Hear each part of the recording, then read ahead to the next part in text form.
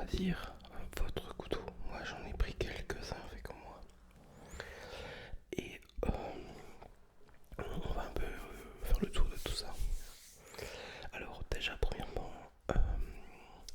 ça va dépendre de son utilisation, d'accord? Alors si vous avez plus tendance à être comme moi, promeneur, bonne bouffe, tout ça, moi je vous dirigerai vers les pliants, forcément. Après ça va dépendre de vos préférences. Moi j'aime bien tout ce qui est rustique. Alors, qu'est-ce qu'on parle de rustique en général? C'est un couteau avec un manche en bois. Voilà, donc petite dessert artisanal, donc comme le nôtron que vous avez vu dernièrement, comme l'Opinel de base, un modèle numéro 8, un numéro 9 pour les grandes mains, ou alors le petit couteau original, régional aussi, de votre région, parce qu'en général chaque région a son couteau, il faut le savoir, voire même des fois plusieurs, comme ici il y a le langre, le pied de mouton, le bourguignon, et il y en a trois je crois. Après dans le Jura il y en a un, c'est le Maurésien. Alors le Maurésien c'est mon fétiche, hein, c'est celui qui bouge pas de ma ceinture et que vous avez déjà vu celui-ci. Voilà. Alors voilà, donc pour vraiment la vie de tous les jours, un petit pliant à la ceinture dans un fond de poche. En matière, beaucoup aiment le bois comme moi. Après il y en a qui veulent des manches en G10 avec un côté grip. Voilà, pour pas que ça râpe de la main. Bon, pour moi, c'est plus folklore qu'autre chose, mais il y a plusieurs matières. Après, ça sera à vous aussi de choisir ce que vous avez envie ou alors sur un coup de cœur, tout simplement. Euh, Ce qu'il existe aussi, bon, ça c'est le mien, c'est mon custom en pliant, c'est le petit Victorinox. Je suis désolé pour les bruits, je tourne en journée. C'est une route à 50 et les gens, bref. Ce petit couteau, après ça, je vous jure que c'est pas fait pour manger, c'est pas l'idéal. Le petit Victorinox, enfin le modèle de base 91 mm, c'est pas fait pour bouffer, hein, on va se le dire très clairement. C'est de l'appoint. Couper une petite cordelette, un ongle, parce que dessus il y a des ciseaux, pour couper, tailler un crayon par exemple. Voilà, c'est le petit couteau, on va dire, multifonction, mais de survie.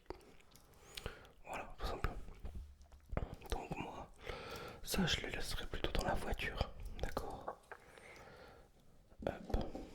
Après il y a des préférences sur les couteaux pliants. Alors moi j'aime bien les lames en inox. Pourquoi? Parce qu'elles rouillent pas, elles restent dans leur état. Décidément, j'ai un petit bruit depuis tout à l'heure. Pareil, alors pour les, les opinels comme ça, il y a le choix entre du qui rouille ou du qui rouille pas,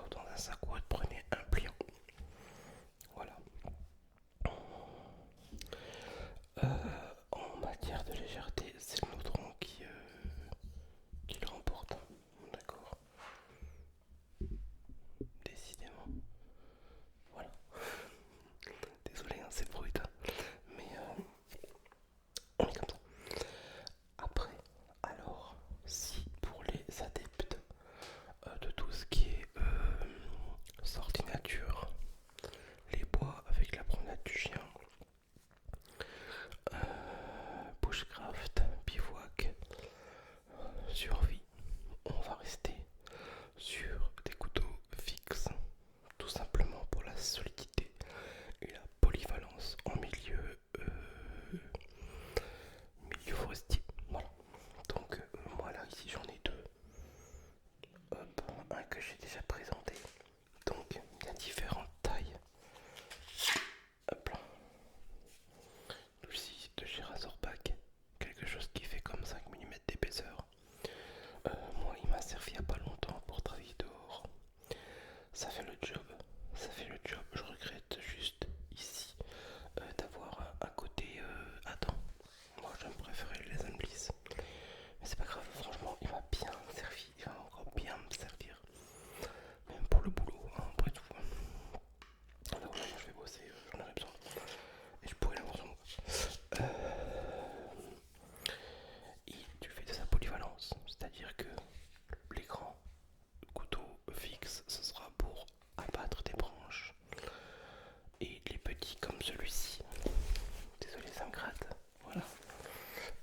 Ça sera plus pour faire du tout petit bois, pour faire à manger, tailler.